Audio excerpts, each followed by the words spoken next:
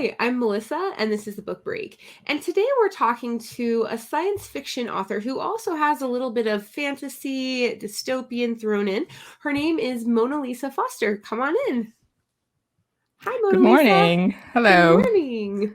So, I have started reading your book and I really like it a lot. It's Ravages of Honor. And I would love for you to tell our viewers more about it. Ravages of Honor is an epic space opera with a strong enemies to lovers type of romance threaded into it. So think about Outlander in space with genetically engineered samurai, nanotechnology, and swords. Yeah. And the thing that I thought like catches you right from the very beginning with this book is you have the main character and she was kidnapped and turned into basically a soldier for the enemy. And then she has to go back to her home planet and then she comes face to face with her brother. Yes. I modeled Cyteria after two of my favorite science fiction characters, and one of those is Ripley from Aliens, and the other one is Lady Jessica from Dune.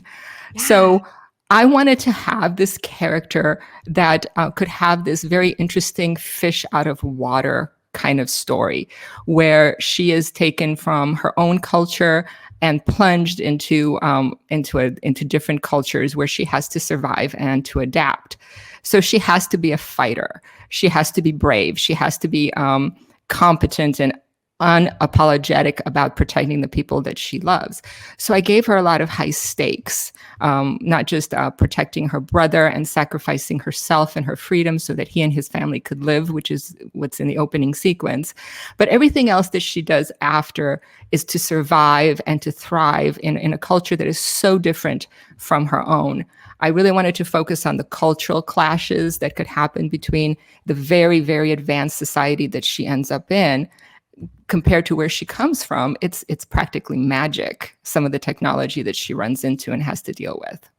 Yeah, definitely. And now, Ravages of Honor is book one, but you have a sequel to this book, right? I'm working on finishing it up right now.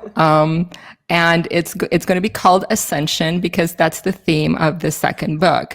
So one of the reasons I compare this to Outlander is because it doesn't end just when they fall in love and their relationship solidifies. The story goes on, so they work as a couple to overcome a lot of political and court intrigues, a lot of societal pressures. I mean, we have basically what amounts to two different types of groups of people, ones that are genetically engineered and very advanced, and then just your ordinary humans who aren't.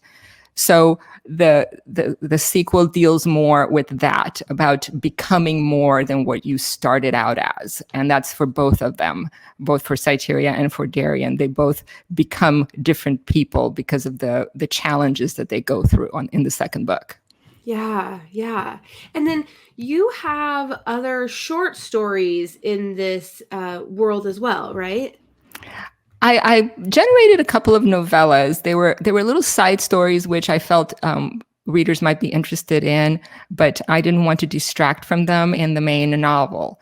So I have one that's called Dominion. That's about it's a prequel, I guess. It's about the opening shots in the war that the Donai waged on their creators, and it gives us. Sorry, those are my dogs. That's okay. So there, it's about a Donai couple that crash lands and has to work together. They're from different houses, they're rivals, and there's a lot of consequences to them working together. But they do anyway. And then the other one is called it's actually a short story that's in Laurel K. Hamilton's fantastic Hope anthology, and it's called Bonds of Love and Duty.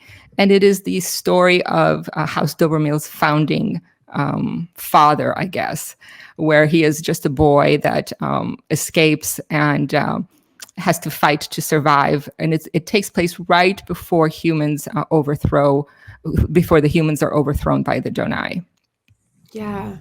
And so with this world of Ravages of Honor, you said Outlanders was a big inspiration for you and Dune was an inspiration for you. what was it that got you to decide to write in general, and to write in science fiction? Because often we find a lot of men authors in science fiction, so it's really fun to find a woman author in science fiction. I wanted to write the kind of story that I wanted to read. Because of my background. So I'm a physicist, and so I wanted to write something that was science fiction y. Not necessarily hard science fiction because that's Right. too much like work, but I'm fascinated by things that, like, by the maxim that if it's sufficiently advanced technology, it's just like magic.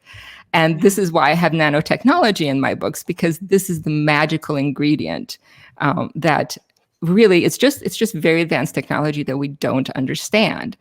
And even though I don't get into a lot of the hard science aspects of it, I did use a lot of science as a launching point. So there are things about the world building that actually follow scientific concepts. The nanotechnology is just one of them, but also the type of space travel that they use.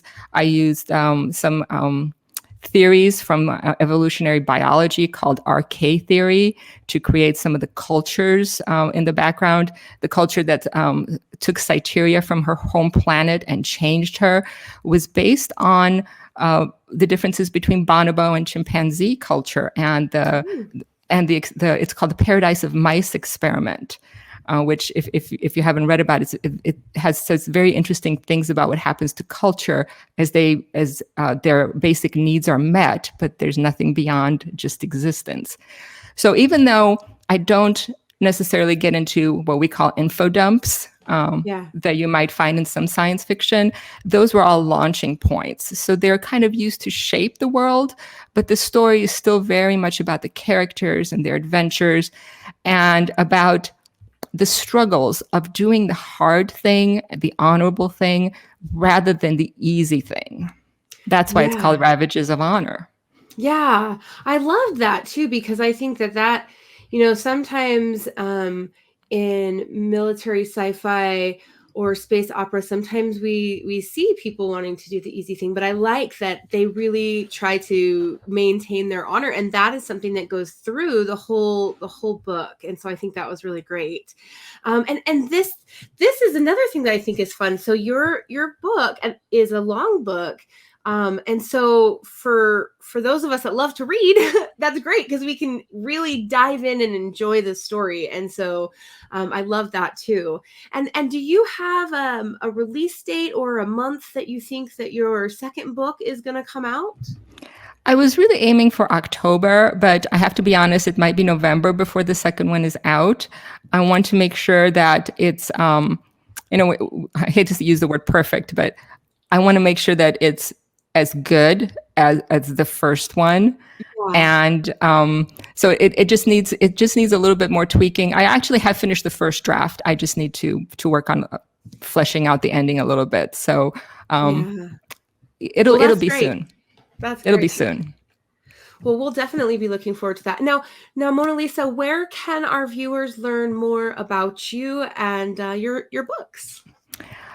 You can go to my website, which is monalisafoster.com. I put up posts about my releases and excerpts from my books in there. That is probably the best way to stay in touch with me, is to sign up for my newsletter and get notifications when things go live. You can also find me on Facebook under Mona Lisa Foster Storyteller.